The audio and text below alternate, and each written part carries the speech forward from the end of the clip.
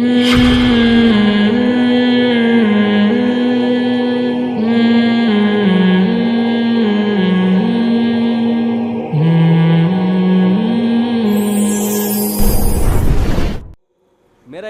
ایک دفعہ جب میں نے شادی کا ارادہ کیا تو جن سے ارادہ کیا ان کے 2 بچے بھی تھے، وہ بھی جہیز میں مل رہے تھے مجھے. میں ذہنی طور پر اس وقت اس کے لیے تیار نہیں تھا. اچھا میرے اس طرح کے بیان سن کے نا، اب میں نے جب بیان کیا نا، میں نے بیچاری نابینا لڑکیوں کو پیغام بھیجا، لنگڑیوں کو اور لکوا کی مریضوں کو بھی پیغام بھیجا اس وقت. تو بھائی اس وقت بھیجا تھا، اب نہیں بھیج رہا. وہ میرے پاس فون آنا شروع ہو جاتے ہیں وہ کہ وہ اس طرح کا مسئلہ ہے، آپ تو میں کروں نہ کروں ایک الگ مسئلہ ہے، لیکن اس کا یہ مطلب نہیں کہ جتنے ملک میں جو بھی معذور ہیں تو وہ مجھ سے رابطہ کریں. یہ مطلب میرا نہیں ہوتا. میں رابطے پر پابندی نہیں لگا رہا، لیکن یہ مطلب نہ لیا کریں اس کا. صحیح ہے نا؟ اس وقت کی بات ہے جب لفٹ کرا رہے تھے، پھر تو کوئی لفٹ نہیں کرا رہا تھا ہم کو. اچھا خیر، جب میں کر رہا تھا تو اس وقت تو جو بیچاری پاؤں سے معذور ہیں وہ بھی نہیں مان کے دے رہی تھی. صحیح ہے نا؟ اب تو ہماری اتنی ساری ہو گئی ہیں نا شادیاں، اب تھوڑی اب تھوڑی سیٹنگ چینج ہو گئی ہے.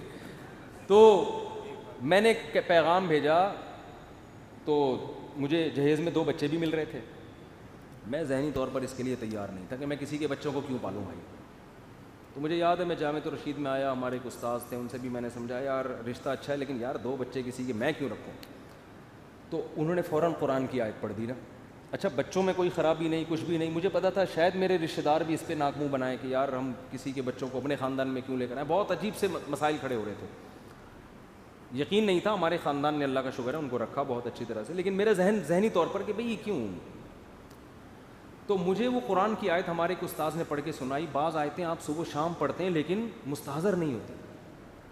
وہ آیت یہ پڑھی انہوں نے، وَرَبَائِبُكُمُ اللَّاتِي فِي حُجُورِكُم مِّن نِّسَائِكُمُ اللَّاتِي دَخَلْتُم بِهِنَّ.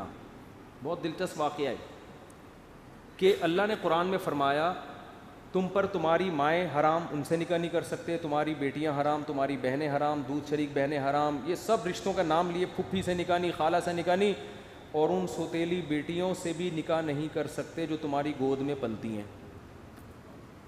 آئی بات سمجھ؟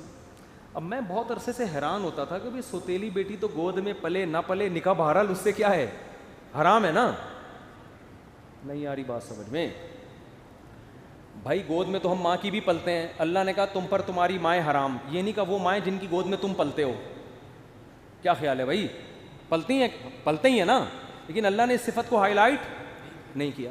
تم پر تمہاری بیٹیاں، سگی بیٹیاں بھی حرام جو تمہاری گود میں پلتی ہیں، یہ نہیں کہا بس بیٹیاں حرام. بہنیں حرام جن کے ساتھ تم ایک گود میں پلتے ہو، یہ نہیں کہا بس تمہاری بہنیں حرام. ستیلی بیٹی کا ذکر آیا تو تمہاری وہ ستیلی بیٹیاں جو تمہاری گود میں پلتی ہیں آئیں. میں یہ آیت پہ ہمیشہ حیران ہوتا تھا کہ قرآن نے اس کو ذکر کیوں کیا ہے، حالانکہ جیسے سگی بیٹی آپ کی گود میں پلے یا کسی اور کی گود میں پلے، نکاح اس سے کیا ہے، حرام ہے. آپ اپنی ماں کی گود میں پلے نہ پلے، ماں سے نکاح کیا ہے، حرام ہے. سوتیلی بیٹی آپ کی گود میں پلے یا نہ پلے، آپ کے لیے نکاح اس سے حرام ہے کہ نہیں ہے. لیکن پھر قرآن یہ ذکر کیوں کر رہا ہے جب اس شرط کا کوئی فائدہ ہی نہیں ہے. یہ میرے ذہن میں ایک اشکال تھا جس کے جواب کی طرف میں نے کبھی سوچا بھی نہیں کہ اللہ کا کلام میں کوئی حکمت ہوگی، ہر چیز ہمیں تھوڑی معلوم ہوتی ہے. تو میں نے جب یہ ذکر کیا یار وہ بچے بھی مل رہے ہیں مجھے، تو میرے دماغ اس کے لیے ایگری نہیں ہو رہا. وہ وجہ اس کی ہے کہ بھئی یہ تو شریعت میں بھی کوئی پسندیدہ کام تھوڑی ہے یہ کہ کسی کے بچوں کو پالو. بھئی وہ اپنے رشتہ داروں کے آ رہے ہیں، ہم کیوں رکھیں ان کو. تو انہوں نے فوراً قرآن کی آیت پڑھی، وَرَبَائِبُكُمُ اللَّاتِي، تمہاری وہ ستیلی بیٹیاں جو تمہاری گود میں پلتی ہیں. انہوں نے کہا یہ قرآن نے گود میں پلنے کا ذکر اس لیے کیا کہ عام طور پہ صحابہ جب کسی بچوں والی عورت سے شادی کرتے تھے تو چھوٹے بچے خود ہی پالتے تھے. تو یہ رواج تھا، تو اس رواج کو قرآن نے کیا کر دیا، ہائی لائٹ. میرے ذہن میں آیا قرآن اس رواج کو کیوں ہائی لائٹ کر رہا ہے. اس رواج کو ہائی لائٹ نہیں کر رہا.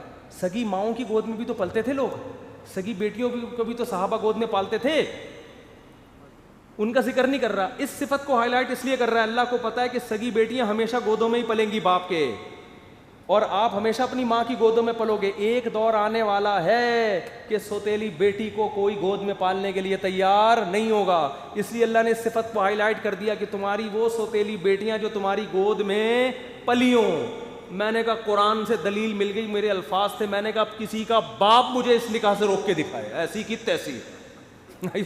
ہزاروں تو دلبر ہیں, کس کس کو دے دل والا, ہمارا حساب نہیں ہے. ہمارا دلبر کون ہے؟ خدا ہے. بھاڑ میں جائے ہندو کیا کہتا ہے, بھاڑ میں جائے میرا, میں نے تو یہاں تک کہا میری ماں کیا کہتی ہے, میرا بھائی کیا کہتا ہے, میری بہن کیا کہتی ہے, میرا ماموں کیا کہتا ہے, میرا چاچا کیا کہتا ہے, میرا پھپھا کیا کہتا ہے, بھاڑ میں جائے, ایسی کی تیسی. خدا کے آگے کسی کی نہیں چلے گی. تو میرے ایسے جذبات میں نے ایسی کی تیسی. اور اللہ کا شکر ہے میری شادی ابھی وہ بچی بڑی ہو گئی ہے اور رہ رہے ہیں, اللہ کا شکر ہے, اللہ برکتیں دے. اور وہی ہمارے پاس ہی آگے رہی, بچے بڑے ہو گئے وہ الحمدللہ. تو یہ 2008 یا 9 کی بات ہے. میں اتنا نیک نہیں ہوں جتنا آپ مجھے سمجھنا ہوں, اور اتنے نیک, اللہ اتنا فری ہونے کی ضرورت نہیں ہے. انسان ہمیشہ اپنے اچھے کارنامے بیان کر رہا ہوتا ہے, اور جو الٹے الٹے کام کیے ہوتے ہیں اس کو تو میں یہ بھی نہیں کہہ رہا کہ میں نے الٹے الٹے کام کیے ہیں, اگر کیے بھی ہوں گے تو اللہ کو بتا کے معافی مانگوں, آپ کو کیوں بتاؤں گا میں. میرا مطلب زیادہ فری ہونے کی ضرورت نہیں ہے کہ آپ وہ جوش میں آ گئے, ارے مفتی صاحب. وہ بہت لوگ, بندے کو تباہ پبلک کرتی ہے. انسان کو اپنے عیب پتہ ہوتے ہیں, لیکن جب لوگ اس کی تعریفیں کرتے ہیں نا تو انسان اپنے عیب بھول جاتے ہیں. انسان کہتے ہیں یہ صحیح کہہ رہا ہے, اصل میں تو میں یہ ہے جو میں ہوں, اور یہ بگاڑتے ہیں, برباد کر دیتے ہیں. تو اس لیے زیادہ, ہر آدمی کی زندگی میں کچھ برے اعمال کچھ اچھے اعمال ہوتے ہیں, لیکن بتانے کا میرا مقصد یہ ہے کہ اسلام نے ہم میں کتنا کانفیڈنس پیدا کر دیا, کتنا کانفیڈنس کہ یار اب ہمیں سند مل گئی, بھائی ٹھیک ہے, بھاڑ میں جائے, پبلک کیا کہہ رہی ہے. ہاں آپ کے دوسرے مسائل ہوں تو ایک الگ بات ہے. اب یہ نہیں کہ ایک دم یہ شروع کر دیں, میرے سے مشورہ پہلے لے لیں. بعض دفعہ نہیں ایڈجسٹ ہو پاتی, بعض دفعہ نخرے ہوتے ہیں, بعض دفعہ اور لینے کے دینے بھی پڑ سکتے ہیں اس میں. وہ جیسے دوسری شادی کی اسلام نے ترغیب دی ہے, لیکن یہ تو نہیں کہ جہاں چاہے اٹھا کے کر لو. تو آپ میں حوصلہ ہے نہیں ہے, پھر اس کے سائڈ افیکٹ برداشت کر سکتی, سب چیزیں دیکھنی پڑتی ہیں نا. تو میں یہ بتا رہا ہوں کہ اسلام آپ کی ٹینشن کو کیا کر دیتا ہے, ختم. تو بس اللہ کے لیے یار. تو اس نے اتنی اس آیت نے مجھ میں کیا پیدا کر دیا, کانفیڈنس. میری اپنی بچی کی شادی میں نے بہت کم عمر میں کی ہے, بالغ ہوتے ہی رشتہ آ گیا تھا. اور بعض لوگوں نے کہا یہ کیا ہو رہا ہے, میں نے کہا بھائی رشتہ بھی ٹھیک ہے, کوئی مجھے سائڈ افیکٹ بھی نہیں لگ رہا اس کا, اللہ کہہ رہا ہے جلدی کرو, بھاڑ میں جائے. محلے والے کیا کہہ رہے ہیں, بھاڑ میں جائے. یہ بھاڑ میں جائے گا لفظ یاد رکھ لیں. وہ کیا کہہ رہے ہیں, فلانا کیا کہہ رہا ہے, ڈمکانا کیا. بھائی اللہ نے حکم دیا. ہاں بچی سے پوچھ لو, اس پہ زبردستی نہ ڈالو, کوئی وہ اگلا نہ راضی ہو تو پھر تو اللہ ہی کہہ رہا ہے پھر نہیں کرو. یہاں بھی اللہ نے 2 اور 2 4 کی طرح ہمیں کیا کر دیا, اللہ کہہ رہا ہے بھائی اگلا خوش نہیں ہے پھر نہیں کر سکتے آپ, پھر زبردستی نہیں ہے. ماں باپ اللہ کو نہیں مان رہے آج کل, لہذا ساری سیٹنگ کیا ہوئی ہے, آؤٹ. اپنے بیٹے پہ دباؤ ڈال, یہاں کرے گا تیرا باپ بھی شادی یہاں کرے گا. میں اس باپ سے کہتا ہوں آپ بیٹے کو فورس نہیں کر سکتے, یہ الاؤ ہی نہیں ہے. اب یہ ٹینشن باپ کی خود کی پالی ہوئی ہے نا, کیا خیال ہے کہ یہاں کیوں کر رہا ہے وہاں کیوں نہیں کر رہا, یہ ٹینشن باپ کی خود کی پالی ہوئی ہے نا. اگر اس کو پتا ہو بھائی مجھے اللہ نے بیٹے پر اتنا کنٹرول نہیں دیا ہے کہ گن پوائنٹ پہ میں کرا دوں, باپ ٹینشن ہی نہیں لے گا. بھائی اللہ نے حکم دیا, بھائی اللہ نے منع کر دیا تو کیا کریں. نیچے لوگوں نے نا کمنٹس کیے ہوتے, مجھے بعض لوگوں نے مرشد نام رکھا ہوا میرا, وہی مرشد نے کہہ دیا اب تو ہم کریں گے. تو کچھ لوگ مجھے مرشد مانتے ہیں, پیر مرشد مانتے ہیں نا بعض لوگ, کچھ عقیدت میں ہیں, وہ مرشد نے بول دیا بس اب کیا ہے, اپ سائڈ ہے. تو بعض لوگوں کے پیر ہوتے ہیں وہ کہتے ہیں پیر صاحب نے کہہ دیا, تو بھائی اصل ہمارا پیر کون ہے, اللہ. اللہ نے کہہ دیا, جاؤ بھائی تمہاری ایسی کی تیسی, یار ہمارے لیے تو مسئلہ کیا ہے. تو لوگ ملامت کریں گے تو اور خوشی ہوگی. اللہ کہہ رہا ہوگا میری خاطر تو ٹینشن لے رہا ہے, بھائی ثواب ڈبل ہو رہا ہے آپ کا. تو اسلام کے علاوہ بھائی ہمارے پاس کوئی آپشن نہیں ہے, مجبور ہیں. کوئی ہم سے غیر مسلم پوچھتا ہے نا کیوں اسلام ہے, بھائی ہے ہی نہیں یار, تم بتاؤ کیسے چلے پھر زندگی, تم بتاؤ نا. تمہارے پاس تو کوئی پیپر ہی نہیں ہے, ایگزامینیشن ہال میں بیٹھ کے میں کیا پکوڑے کھاؤں, یہاں کیا کروں بیٹھ کے. میرے پاس تو یہی پیپر ہے جو سمجھ میں بھی آ رہا ہے, فطرت کو اپیل بھی کر رہا ہے, لکھا ہوا بھی سمجھ میں آ رہا ہے کیا ہے. وہ میرے گھر والوں نے قبول کیا, اللہ کا شکر ہے. ایسے نہیں ہمارے خاندان والے, میں مثال دے رہا ہوں. وہ بھاڑ میں جو میں نے سب ماموں چاچے کو پھینک دیا نا, مجھے ضرورت نہیں تھی, میں تو اپنے اندر کانفیڈنس پیدا کرنے کے لیے.